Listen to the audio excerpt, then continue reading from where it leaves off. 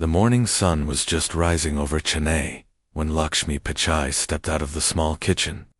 The steam from the steel tumbler of filtered coffee curled into the air like a prayer, filling the tiny home with warmth. Her sari, simple and cotton, was neatly tucked. Her hair was tied in a braid that had streaks of gray. But her eyes, they held the calm power of someone who had known hardship but never let it define. The room was quiet, except for the soft ticking of the old wall clock. Her son Sundar was sitting on the floor with books spread around him. He was thin, serious, and had eyes that looked older than his years. He was only 14, but already he seemed to carry a world inside his head. "Drink this canna, Lakshmi," said gently, placing the coffee beside him. "You studied all night." Sundar looked up and smiled, tired but grateful. "Thank you, Amma." She sat beside him, folding her legs under her. Her hands rested on her lap, worn from years of washing, cooking, working. She had been a stenographer once, then a clerk, then a part-time helper at a school. Anything to keep the house running, anything to give her children a future she never had. They lived in a small government flat. The walls were stained from years of monsoon rain. The furniture was old, mismatched. There were no luxuries here, but the house was filled with discipline, love, and quiet dignity. Sundar's father, Raghunathan, was a simple man. He worked as an electrical engineer, earning just enough to keep the lights on and the kitchen stocked. He believed in silence, not emotion. But Lakshmi balanced that with softness. She was the bridge between pressure and peace. When money was short, she managed. When Sundar fell sick, she stayed awake with him all night. When he felt lost, she guided him not with advice, but with presence. As the sun rose higher, Lakshmi watched Sundar carefully pack his school bag. He was always careful, always focused. Never once did she have to remind him to study. His hunger for knowledge was deep, like something sacred. "Amma," he said one morning, while tying his shoelaces, "do you think I can go to America one day?" Lakshmi paused. She did not laugh or brush off the dream. Instead, she looked into his eyes and said quietly, "If you are true to yourself, you can go anywhere." Sundar carried that sentence with him like a secret vow. But life was not kind to dreams.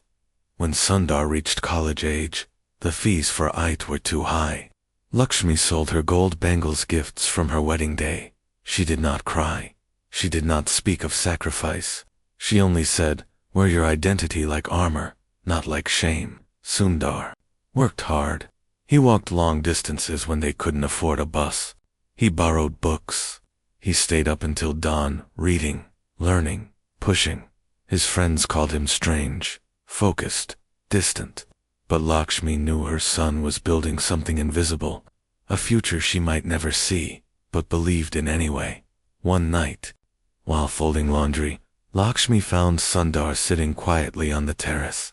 The stars above were silent witnesses to his tears. "What is it, Kanna?" she asked softly. He looked at her, eyes red. "I got rejected, Uma.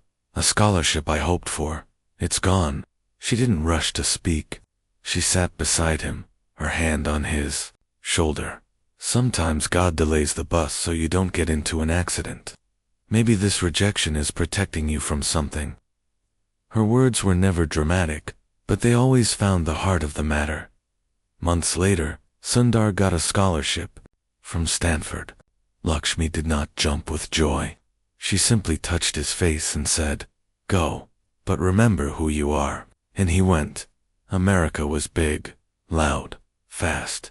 Sundar missed the smell of jasmine in the mornings, his mother's tamarind rice, the quiet patience of home, but he worked hard. He studied deeper, and slowly, he climbed. Years passed, Google happened, promotions came. He became a name people admired. Newspapers wrote about him, but he never forgot the woman who once sold her bangles so he could attend school. Meanwhile, back in Chennai, Lakshmi still lived simply. She did not ask for new things. She never told anyone that her son was now one of the most powerful men in the world. She continued her morning walks, her temple visits, her small acts of kindness. And then, one day, something unexpected happened. Narendra Modi was visiting the United States for a high-level technology summit. During a closed meeting he met Sundar Pichai. They discussed India's digital future, innovation, and education. But when the cameras turned off, Modi leaned forward and said, "Your story is inspiring, but your mother's story, she is the reason you stand here today. Will you allow me to honor her?" Sundar was speechless. It was supposed to be a tech meeting, but suddenly, it had become something far more personal. Modi added, "Mothers like Lakshmi Pichai are India's quiet foundation. The world must know." Sundar could not speak. His throat tightened. For the first time in years, he felt like the boy on the terrace, again vulnerable, overwhelmed, human. The next week, Lakshmi received a formal invitation to an event in Delhi. She thought it was a mistake. Me, to Delhi. Why? Sundar only smiled. Through the video call. "You'll see, Amma." When she arrived, she wore a simple green sari. The crowd was large, the cameras many. She felt small, out of place, and then Prime Minister Modi walked up to the microphone. "Today," he began, "we honor not just success, but the strength behind success." The lights dimmed. A short video began to play. It showed Sundar as a young boy, his school, his books, his struggles. And then, Lakshmi quietly working, smiling, holding the family together. She looked surprised, confused, then deeply moved. The camera turned to her. She tried to smile, but her eyes filled with tears. And then, Modi said the words that would change everything. Lakshmi Pichai represents the soul of India, humble, strong, and full of sacrifice. She reminds us that greatness begins at home. There was silence in the hall. Sundar, standing nearby, was frozen. His lips trembled. He looked at his mother, and all he wanted to say was thank you. But the words wouldn't come. Lakshmi looked at him. She gave a small nod. Nothing else needed to be said. Their eyes spoke what words could not. The world saw Sundar Pichai that day, but he saw only one thing: his mother, honored, respected, and finally seen. That night, after the event, Sundar sat with his mother in a quiet hotel room. "Amma," he whispered, "how do you feel?" She looked at him with calm eyes. "I feel like your story was never just yours. It was always ours." And for the first time in years, Sundar cried not out of pain, not out of fear, but from deep, overwhelming gratitude. He finally understood what success truly meant. Not applause, not awards, but returning home with your head high, and your mother by your side. The morning after the ceremony, Delhi was still glowing with the memory of what had happened the night before. Headlines across India carried Lakshmi Pichai's photo, not the powerful tech figures, not the diplomats or leaders, but a mother, in a simple green sari whose quiet sacrifices had shaped a global icon. Lakshmi woke up in the hotel room, not used to the soft pillows or the smell of air conditioning. The sheets were too clean, too white. She missed the faded bedsheets at home, the morning noise of autos on the street, and the sound of the gas stove lighting up as she prepared coffee. Here, everything was too quiet, too still. Sundar was already awake. He stood by the large glass window, looking down at the city. From this height, everything looked peaceful. But inside him, a storm had begun. "Amma," he said without turning, "I never told you how much I owe you." Lakshmi sat up slowly. She smiled, but her voice was serious. "You don't need to. I already know." He turned to face her. "No, you don't. There were so many nights when I was tired, ready to give up, but I kept hearing your voice. It was never loud, but it was there, Amma, always there." She listened, not interrupting. This was the first time her son had spoken so openly about his struggle. "When I got to Stanford, I was one of the poorest students there," he continued. "People had cars. I had borrowed books. They went skiing during holidays. I worked in the library to earn money for food. I felt like I didn't belong. Lakshmi's hands folded in her lap. She remembered those years well. She remembered the silence in their small house, broken only by the sound of the fan and the ticking of time as they waited for letters from America. Once, Sundar said, his voice softer now, I had to choose between buying a warm jacket or saving for tuition. I called you, do you remember? She nodded. I do. You told me cold will pass. Knowledge will stay. He laughed slightly, shaking his head. I never forgot that. The two sat in silence for a moment. Not uncomfortable silence, but full of everything that didn't need words. Then the phone rang. It was from the office of the Prime Minister. They requested a follow-up meeting, just the three of them, Narendra, Modi, Sundar, and Lakshmi. Lakshmi looked surprised. Why me? I'm just a mother. Sundar smiled. Uma, now the whole country knows that being just a mother is everything. Later that afternoon, they arrived at a quiet conference room inside the government building. The security was tight, but the mood inside was gentle. Modi stood up when Lakshmi entered, offering her a respectful nod. Namaste, he said warmly. Lakshmi returned the gesture, still unsure of how to behave in such a powerful room. She had never been to Delhi before, never spoken with leaders, but she held her back straight and her heart steady. Modi invited them to sit. There was no media, no cameras, only human conversation. Mrs. Pichai, he began, yesterday, you reminded us what true leadership looks like. We have so many programs in India, but stories like yours help bring them to life. Lakshmi said nothing. She listened. It was her way. I want to ask you something important, Modi continued. What do mothers like you need most today? Lakshmi thought for a moment.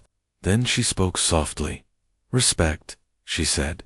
Not just in speeches, not just during festivals, but every day. In homes, in streets, in offices. We cook, we clean, we care, but we are still told to stay silent. That must change. Sundar looked at his mother with pride. She was not using big words, but her truth was clear. Modi nodded. You are right. And what about young students like Sundar? How do we help more children reach their potential? Lakshmi's voice became even softer, but stronger. Don't teach them only to pass exams. Teach them to stay strong when the world says they are not good enough. Teach them to believe in themselves when no one else does. And above all, teach them kindness. Sundar felt a lump in his throat.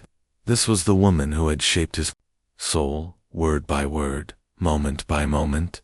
Would you be willing to speak to some teachers? Modi asked. Your voice can inspire them. Lakshmi looked down at her hands. I am not a speaker. I am just a mother. Modi smiled. That is exactly why they will listen. The meeting ended with a simple handshake. But something had shifted. Lakshmi's story was no longer just a family tale, it was becoming part of India's story. Back at the hotel, Sundar received a message from a childhood friend. Your Amma is famous now, it read. Even our school principal cried during the speech.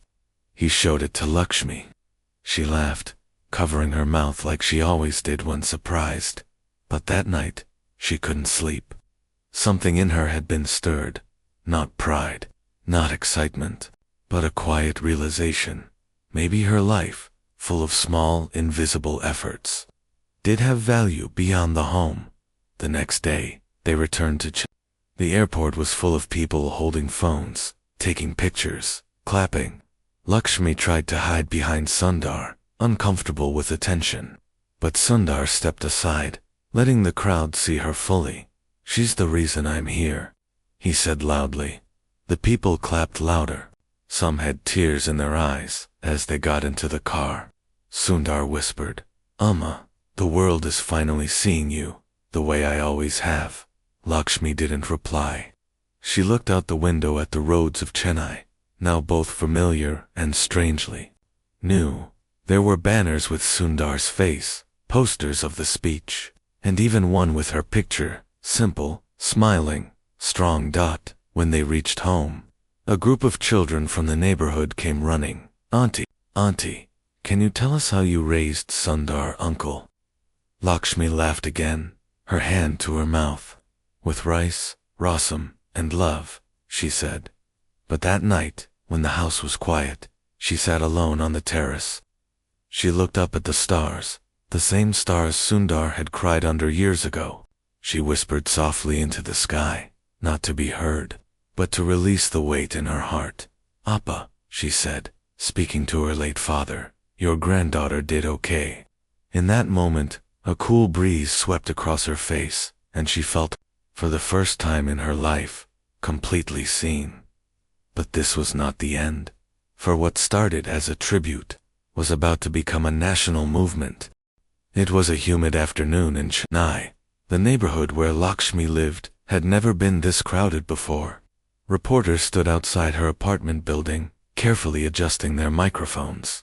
Local women peered from their balconies, holding their saris close and whispering among themselves. The small street that once only echoed with the sound of street vendors and school children now carried the weight of a story much bigger than any of them had imagined. Lakshmi was inside her modest home, sitting on the edge of the wooden cot, a simple cotton sari draped across her shoulder. She looked down at her feet, bare and worn from decades of walking without rest. Sundar sat beside her, holding her hand, speaking softly. Amma, you don't have to do anything. If you want, I'll ask them to leave. She shook her head gently. No, Kanna, they came not for me. They came for something that belongs to many women. Maybe it's time I speak, not for attention, but for them. Sundar was quiet. He had never seen his mother like this, calm but determined. Something had shifted in her. Outside, the doorbell rang. Lakshmi stood, brushed her hair back, and opened the door. The camera lights flickered.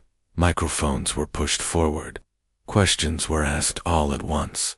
How did you raise a son like Sundar? What did you feel when the Prime Minister spoke your name?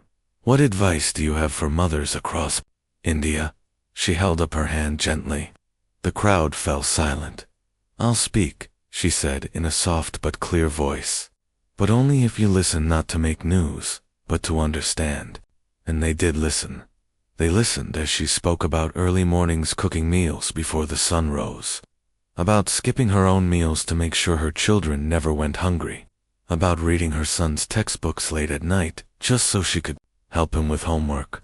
About walking to school when the bus fare was too high.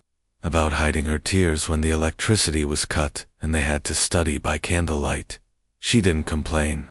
She didn't blame anyone. She simply told the truth. Every mother is a builder of dreams, she said. Some build with money, others with effort. I had no gold, but I had faith. Her voice broke slightly, but she held it firm. Don't wait for the world to praise you. Raise your children like the world depends on them, because someday it might. The silence that followed was full of respect. Later that evening, the video of her words went viral across India. Millions watched, shared, and commented. Mothers wrote long posts about their own stories. Daughters said they saw their mothers in Lakshmi. Sons called their mothers to say thank you. But not everyone was kind. Some online voices questioned the attention she was getting. Just a publicity stunt. She's lucky her son is Sundar Pichai. Millions of mothers do the same. Why her? Sundar saw those comments. They stung. He looked at his mother and asked, "Does it bother you, Amma?" Lakshmi sat calmly, stitching a small tear in a pillowcase. She didn't even pause. If I stop to answer every bark, I'll never reach the temple, she said. Sundar laughed, his tension easing. You're strong, he whispered. No, she replied. I'm just steady. But what happened next was something even Lakshmi didn't expect. A school principal from a nearby town called He said he wanted to invite her to speak at a teacher training seminar. Me, she asked, surprised. Double quotes. Yes, he said. Not as a teacher, but as someone who created one. Lakshmi hesitated. She had never given a speech in front of teachers before. She had never even spoken into a microphone until a week ago. But Sundar encouraged her. Amma, you've already spoken to the whole country. One school will be easy. So she went. She stood in a small auditorium, wearing her favorite blue sari. She held a paper in her hand, but she didn't read from it. Instead, she looked around the room and said, "You are the ones who water the roots. Don't wait for the flowers. Trust the roots." The teachers nodded. Many were in tears, not because her words were loud, but because they were true. A week later, she received another call. This time, it was from a college in Hyderabad, then from a university in Calcutta, then from a women's conference in Mumbai. Lakshmi was now being called to speak, not as Sundar Pichai's mother, but as a symbol of something deeper, quiet revolution. But the fame did not change her. She still woke up before dawn. She still washed her own clothes. She still called the vegetable vendor by name and asked for the freshest curry leaves. When people asked for selfies, she smiled politely but always said, "No makeup, no photos please." She still lit her lamp each morning and whispered a small prayer for her children, her country, and the world. But she noticed something else had changed. Young girls started coming to her house. "Auntie, how do I study when my father says girls don't need school? Auntie, I want to be like you." She never gave them big lectures. She offered them food, tea, and stories. She taught them how to believe in small steps. "Start with one book," she would say, "then another. Soon you'll build your ladder." One evening, while she was serving tea to a group of young women, she paused and looked at them deeply. "The world may not clap for you," she said, "but your work will become someone else's wings." Sundar watched her from the doorway. He saw not just a mother, but a leader, a guide, a light. And then came another invitation. This time, it wasn't from a school. It was from the office of the President of India. They wanted to award Lakshmi Pichai with the Padma Shri for her contribution to women empowerment and educational inspiration. Sundar read the letter aloud to her. Lakshmi didn't react. "Uma," he asked. She looked up, tears quietly filling her eyes. "I never asked for any of this," she whispered. "I only wanted my children to have a better life." Sundar knelt beside her. "And you gave it to me, Uma. Now let us give you something back." As the day of the award ceremony approached, the entire neighborhood prepared to celebrate. Children made banners. Women prepared sweets. The local temple lit 100 diyas in her honor. Lakshmi remained the same, calm, steady, humble. On the day of the ceremony, she wore a simple white sari with a red border, her wedding sari, carefully preserved all these years. Her hair was tied back neatly. Her eyes were soft but strong as she stood before the president, receiving the honor. The hall erupted in applause, and this time, Sundar could speak. He stood up from his seat, eyes full of pride, voice steady, and said one word, "Oma." The hall fell silent. Lakshmi turned to look at him, and in that one moment, all the years, all the sacrifices, all the quiet nights and silent strength, they all came together in a single tear that rolled down her cheek. She didn't wipe it. She let the country see what resilience looked like. Lakshmi Pichai stood before the country with a medal on her chest and tears in her eyes. Yet, even in that moment of great honor, she did not think of herself. She thought of all the mothers who woke up before dawn and fell asleep after midnight, whose names would never appear on stage, whose stories would never be written, but whose sacrifices shaped the future of India. After the Padma Shri ceremony, Lakshmi returned to her humble home in Chennai.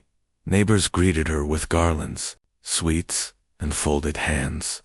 Women touched her feet, not out of tradition, but out of deep respect. Men who once thought women belonged only in the kitchen now stood in silence. unsure how to face a woman who had become the face of strength. Lakshmi did not let the honor change her rhythm. She still went to the temple at 5 in the morning. She still stopped to buy fresh flowers from the roadside vendor. But something else had changed. People were now listening to her in ways they hadn't before. Soon, a small group of mothers came to her with an idea. "Auntie," one said nervously, "we want to teach children in the slum nearby. They have no school, no books, but we have time and heart." Lakshmi listened, her eyes lighting up. "Then let's start," she said. They called it Uma's Corner, a free space, where mothers taught children whatever they could. Under a tree, on plastic mats, they taught letters, numbers, and stories. Every Saturday, Lakshmi would sit with them and read from old books, tell stories about strength, honesty, and courage. Word spread quickly. Within a month, volunteers arrived, with books, blackboards, pencils, and food. Lakshmi never asked for money. She only asked for time. "Don't donate," she said. "Participate." Uma's Corner began to grow. It became more than a classroom. It became a place of hope. A girl named Kavetha, just 12, once asked Lakshmi, "Auntie, can I become like Sundar uncle?" Lakshmi smiled and replied, "If you believe in your light, the world cannot keep you in darkness. But every light attracts shadows." One day, a local political leader visited the learning center. He saw the crowd, the attention, and smelled opportunity. "Lakshmi ji," he said with a grin, "we want to support your center. We'll give funds, new buildings. But of course, the banners should carry our party logo." Lakshmi looked at him steadily. "This center is not for politics. It's for children," she said gently. The man's smile faded. "You may be a Padma Shri awardee, but remember, power lies in politics." Lakshmi remained silent. Then, after a pause, she said, "Real power lies in changing one life at a time." He left frustrated. Later, Sundar called from California. "Amma, I heard what happened. Are you okay?" She laughed softly. "Kana, if your Oma can face gas shortages, torn saris, and nights without light, one man with a fancy scarf won't scare her." They both laughed, but Sundar had something else to share. "Oma, Google wants to launch a new education initiative in rural India. We want to name it after you." Lakshmi froze. "No, Kana, don't use my name. Use your own. You've earned it." Sundar paused. "But it was your strength that carried me here." "Even so," she said quietly, "don't make me a statue. Let me stay a stream." He understood. He always did. Instead, they called it Deep Roots Initiative, tribute to every mother who nourished greatness in silence. Meanwhile, back in Chennai, a storm was growing. A man from the neighborhood, bitter and jealous, began spreading rumors. "All this attention has gone to her head. Who was she before? Just a housewife. Now she acts like a saint." His words poisoned some minds. A few neighbors pulled back. Some began whispering behind her back. Lakshmi noticed. She said nothing, but one evening, when she passed by the man's house and saw his wife carrying a heavy bucket, she quietly walked over and helped her without a word. The woman looked at her, tears forming. "Why are you helping me after what he said?" Lakshmi replied, "Because pain should not be passed from one woman to another." The woman hugged her tightly. That hug became the start of change. Slowly, the gossip faded. People saw that Lakshmi's power came not from awards but from action. Meanwhile, a filmmaker contacted Sundar. He wanted to make a documentary on Lakshmi's life. Sundar hesitated, unsure, but when he told Lakshmi, she said, "If it helps one mother believe in her worth, then let them film." The documentary was simple, honest, and deeply moving. It showed Lakshmi cooking, teaching, praying, smiling. It didn't show glamour. It showed grace. When it aired online, millions watched. A mother in Bihar wrote, "I was ready to stop my daughter's education, but after watching this, I have decided to support her dream." A young boy from Kashmir messaged, "I live with My grandmother. I never respected her much. But now, I touch her feet every morning." A single mother in Kerala commented, "I thought no one saw my struggles. Today, I feel seen." Lakshmi read these messages with trembling hands. "Kanna," she said to Sundar, "so many are waking up." "Because of you, Amma," he replied. "No," she said softly. "Because they always had the fire. I just showed them the spark." As Uma's corner turned into a network across 10 cities, Lakshmi remained unchanged. She refused luxury. She refused special treatment. When people offered to fix her broken ceiling fan, she said, "Let it stay." Some things remind me of where we began. But something was troubling her heart. A girl, named Rajini, had stopped coming to class. Lakshm, I inquired, and learned that Rajini's father had pulled her out. "Girls don't need books," he had said. "They need dowry." Lakshmi was silent for a day. Then, without telling anyone, she walked to Rajini's home. She knocked. The father opened the door, frowning. "I came to speak, not fight," Lakshmi said. "You think you're better than us now?" he snapped. Lakshmi looked at him gently. "No, but I know what girls can become. I raised one." He stared at her.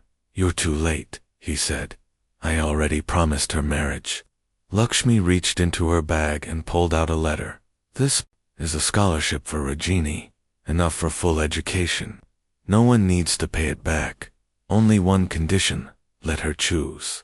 The father looked at the letter, then at Rajini, who had quietly stepped out from behind the door.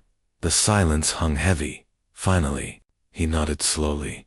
"She can study." Lakshmi placed her hand on Rajini's head. "Go make your Uma proud," she whispered.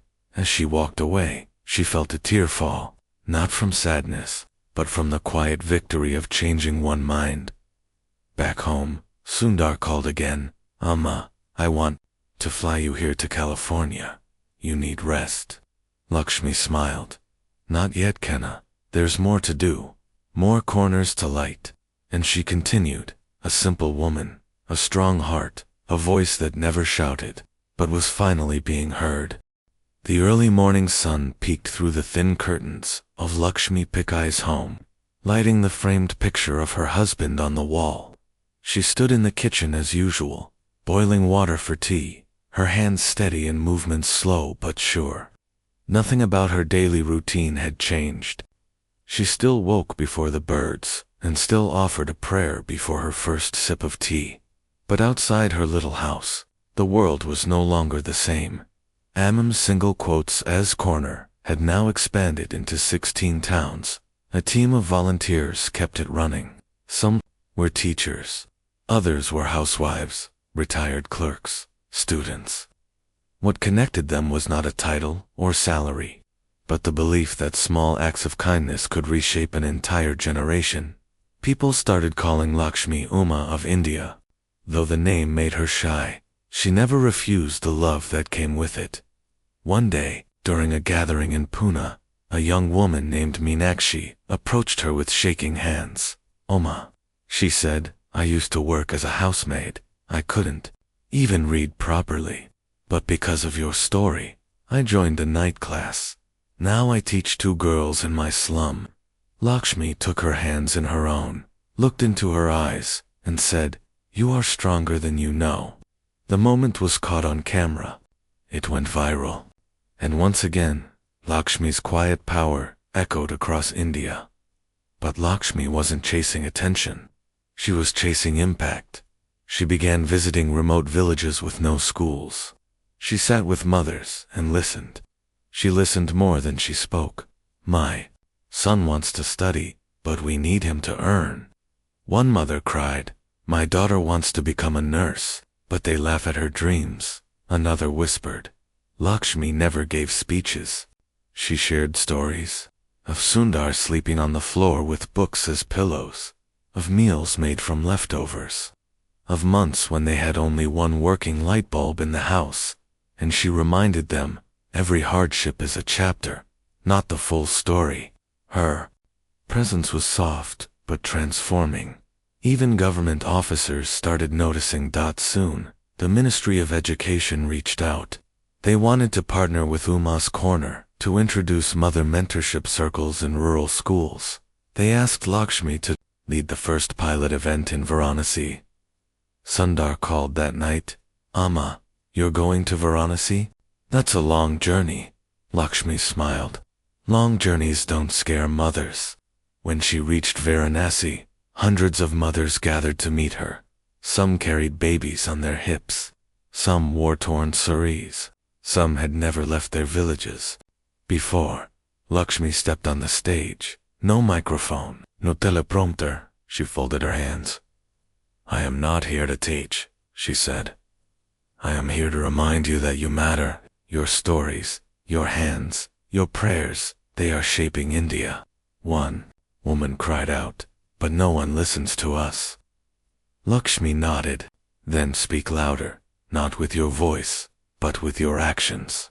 The hall burst into applause. Some mothers wept openly. Others stood up and hugged each other. Something was beginning. The next morning, newspapers carried the headline, "Lakshmi Pichai sparks mother movement in Varanasi." The government announced a new plan. Every school must create a mother counselor, group of local mothers guiding school improvement. But not all were happy. A few powerful school officials felt threatened. "Who is this woman?" one asked in a meeting. "Why should mothers tell us how to run our schools?" Rumors began spreading again. "She's only doing this for attention. She's too simple to understand policy." Lakshmi was informed. She sat silently listening. Then she said, "Truth does not need protection. It only needs patience." She continued her work in one village. She taught mothers how to write their own names. In another, she started a lunch program for children using donated rice. In another, she stopped a child marriage with just her words. But something unexpected happened one afternoon. She fell while walking back from a field visit. Her leg twisted on uneven ground. She collapsed. The volunteers rushed to her side. She was taken to a small clinic nearby. The doctor examined her carefully. "You've been walking too much. Your knees are tired. You need rest." For the first time in months, Lakshmi was forced to pause. Back at home, she sat in a chair, her leg in a bandage. Sundar flew in from California without warning. He walked into the house and saw his mother, sitting quietly, staring at the ceiling fan. "Amma," he said, kneeling beside her. "You scared me." She touched his head gently. "I'm fine, Kenna. Just tired bones. You need to rest now. Only if someone else lights the lamps." Sundar understood. He sat beside her every day, reading messages from people all over the country. A woman from Assam wrote, "Your words stopped my depression." A boy from Gujarat wrote, "Because of you, I convinced my father to let my sister study." A group of women from Tamil Nadu started a self-help group called Lakshmi's Daughters. As she listened, Lakshmi smiled softly. "Even if I sit," she whispered, "the light keeps moving." But the moment that shook everyone came a few days later. A global conference on education was being held in Geneva. Leaders, experts, and changemakers from all over the world were invited. The organizers requested Lakshmi Pichai to deliver the keynote speech. At first, she refused. "I'm not a speaker," she said. "I don't know English fluently." But Sundar convinced her. "Amma, you don't need big words, just your truth." They arranged a translator. She would speak in Tamil, her mother tongue, as she stepped onto the grand stage. Lights bright and cameras flashing, Lakshmi wore the same sari she had worn when Sundar left for Stanford. She held a single note card. The hall fell silent and she began. "I am a mother, not a minister, not a scholar, but I have raised a child with love, faith, and discipline. And now, that child builds the future." She paused, double quotes today. "I stand here not as Lakshmi Pichai, but as every mother whose hands were rough, but heart was pure." The interpreter translated, but the room had already begun to clap. She continued, Do not ignore mothers. They carry nations inside their homes. The hall rose in a standing ovation. After the speech, leaders from Japan, France, Kenya, and Brazil came forward to shake her hand. Many of them had tears in their eyes. She had spoken. No politics, no theory, only truth. After returning home, Lakshmi told Sundar, "I am ready to rest now. You've earned it, Amma." But the work was not over yet. A girl named Anita came running to the house. "Amma, please. My father says no more school. He wants me to get married." Lakshmi looked at Sundar, then slowly stood up. Her legs still hurt, but she stood anyway. Because the light never rests when the world still holds darkness. The wind moved gently through the trees as Lakshmi Pichai stood outside Anita's house. Her left leg was still wrapped, but she stood firm. Anita held her hand tightly, trembling. Inside, loud voices were arguing. Her father shouted that school was over, that marriage was the only future. Her mother stayed silent, eyes downcast, as if her own fight had been lost long ago. Lakshmi didn't knock. She stepped in slowly. The house was small, made of cracked bricks and dusty memories. Anita's father looked up, confused at first, then tense, when he saw who had come. "Why are you here?" he said sharply. Lakshmi didn't raise her voice. "I came for your daughter. She's mine," he snapped. "I decide." Lakshmi's eyes didn't blink. "You are right," she said. "You are her father. But a parent's duty is not to bind wings. It is to show the sky. Who are you to tell me?" She stepped forward. "I am a mother. And once, long ago, someone told me that my son should stop dreaming. I didn't listen. Today, he leads one of the biggest companies in the world." The man fell silent. He knew. Everyone knew. Lakshmi continued, "I didn't come here to fight I came to remind you of what your daughter could become if you allow her." Anita's father looked at his daughter. For a long time, he said nothing. Then finally, his voice dropped. "If she fails." Lakshmi stepped back. "Then let her fail trying, not by being stopped." He turned away, but not before saying softly, "Let her go to school." Outside, Anita cried in Lakshmi's arms. "You saved me." Lakshmi smiled. "No, dear, you saved yourself. I just opened the door." That evening, as she returned home, the pain in her leg grew sharper. Sundar saw it and rushed to her side. "Amma, please, you need real rest now. No more walking. More trips. Just rest." Lakshmi nodded, placing her hand on his double quotes. "Yes, Kanna. Now I'm ready." He knew this time she meant it. The next few weeks were quiet. The world moved forward. But Lakshmi sat in her chair near the window, reading letters from across the globe. One was from a girl in Rwanda. "Your story reached my village. Now we have a reading group of mothers." Another from Argentina. "I watched your speech. I cried. I am raising my child with new hope." One came from Pakistan. "You reminded us that love and strength have no borders." Lakshmi kept these letters in a wooden box. She called it her soul box. Then one evening, she looked at Sundar and said, "It's time for you to carry the light, Kanna." He frowned. "You've always said the light moves through all of us." She smiled. "Yes, but now my hands are tired. You must keep it burning." A week later, a grand event was planned in Delhi. The government was launching the National Mother Mentor Mission, education policy focused on empowering mothers to guide, support, and lead local learning efforts.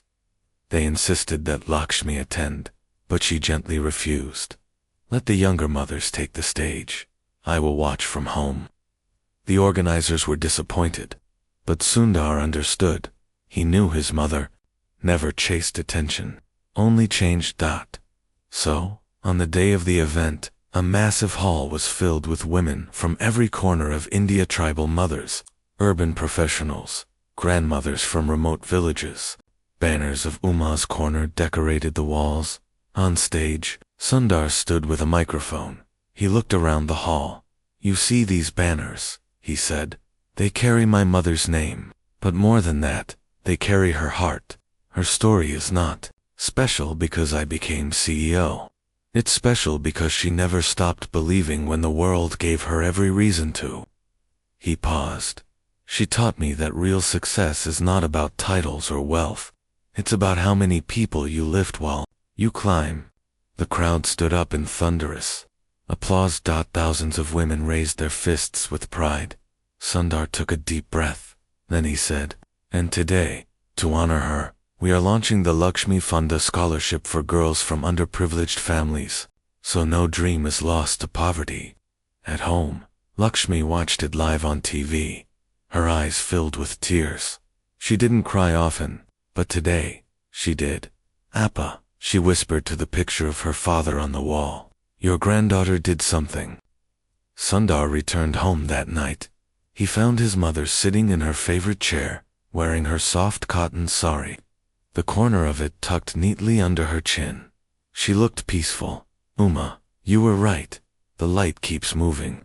She looked at him and smiled. "And it always will." Then she took his hand.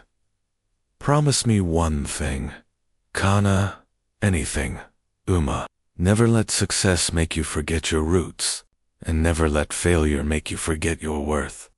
He nodded, tears rising. "I promise." A week later, Lakshmi fell ill. It was not sudden. Her body had grown tired from the years of quiet service, from the long walks, the travel, the endless giving. Doctors did what they could. Sundar stayed by her side day and night, but Lakshmi did not complain. One morning, as the temple bells rang in the distance, she looked at her son one last time. "Keep teaching them to dream," she whispered. Then, with a soft smile, she closed her eyes. The country wept. Headlines read, "India's Uma has gone home." Thousands gathered in Chennai to say goodbye. Not just dignitaries, but vegetable vendors, schoolchildren, widows, young girls with books in hand. Sundar stood beside her, not as a CEO, but as a son. When the final prayer was said, he stepped forward. "My mother never raised her voice, but today, her silence echoes in every corner of the world." He paused. "She never asked for recognition, but she leaves behind a legacy greater than any leader." There was no clapping, only tears, only truth. Today, Uma's Corner has centers in every Indian state. The Lakshmi Fund supports over 100,000 girls each year, and every morning, in homes filled with struggle, mothers whisper to their children, "Dream big. Like Sundar Pichai. Stay strong. Like Lakshmi Amma." Because in the end, it was never about the medals or the headlines. It was about one mother, who taught the world how to believe again. Months had passed since Lakshmi Pichai left the world quietly. Just as she had lived it without noise, without demands, and without expecting anything in return. Her absence had left a silence in Sundar's heart that even the noise of boardrooms and global headlines could not fill. He had returned to California, back to his high-rise office, back to the fast pace of the tech world. Yet, everything felt different now. Emails didn't hold the same urgency. Meetings didn't feel as heavy. His mind often wandered back to the kitchen in Chennai, the hum of the ceiling fan, the sound of steel tumblers clinking, and the scent of filter coffee that always reminded him of home. On his desk, he kept one thing now, old photo of his mother holding a small school book in her lap, smiling as she taught a child in Uma's Corner. The photo wasn't framed in gold. It sat in a wooden frame, rough and simple, just like her. Every morning, before opening his laptop, Sundar whispered the same words, "I'm still learning, Uma."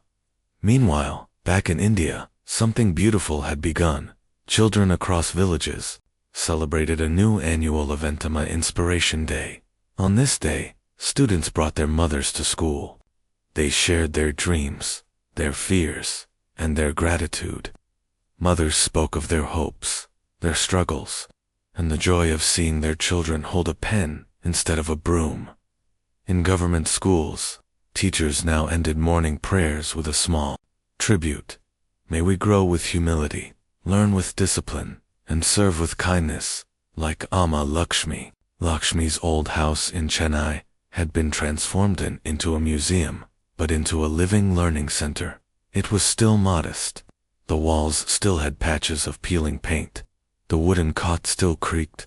The old stove was still in the corner, but it was alive with children. They came to read, to write, to listen to stories about a mother who once lived there, a woman who had no degree in education, but taught the world something no schoolbook ever could. One day, a young girl from the slum nearby walked in and asked the volunteer, "Is this the place where dreams began?" The volunteer smiled. "No, dear, dreams don't begin in houses. They begin in hearts." But yes, this house carried one such heart. Years passed. The world moved ahead with technology, artificial intelligence, space missions, and electric cars. Yet, Lakshmi's story never faded. It became part of India's textbooks. In chapter 1 of a standard 5 moral science book, the first lesson read, "The woman who raised a giant," and under it, the first sentence, "Lakshmi Pichai showed us that one person can raise 1,000 stars by simply believing in one." But what truly sealed her legacy happened quietly. One foggy winter morning, Sundar was invited to address the United Nations on the topic of education and empowerment. He stood at the podium, wearing a simple black suit. The hall was filled with leaders, thinkers, and changemakers from across the globe. He began with these words, "I've come here not just as a CEO, I've come here as a son." The room fell silent. My mother raised me in a small home in Chennai, with no money, no title, and no guarantee of success. She taught me resilience without books. She taught me kindness without lectures. She taught me that dignity is not about what you have, but how you treat others.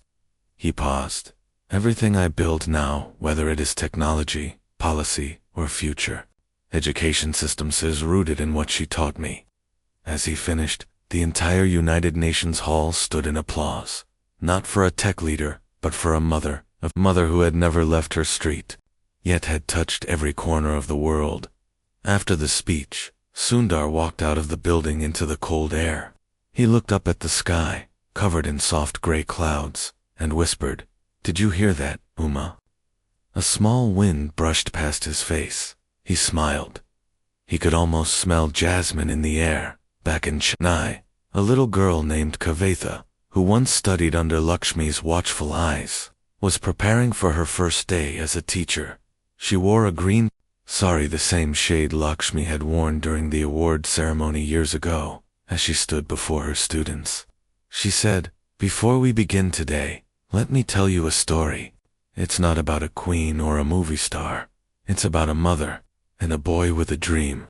The classroom fell silent, and Lakshmi lived again, not in flesh, but in fire, in the fire of young minds, sparked by belief, in the fire of mothers, who now stood with pride, in the fire of every silent act of love that never made it to the news, but made it to someone's future. This was her real victory, not a medal, not a stage, but the ripple of change that would never stop moving. And somewhere, in the quiet of time, her voice still whispers, "Believe, even when no one claps."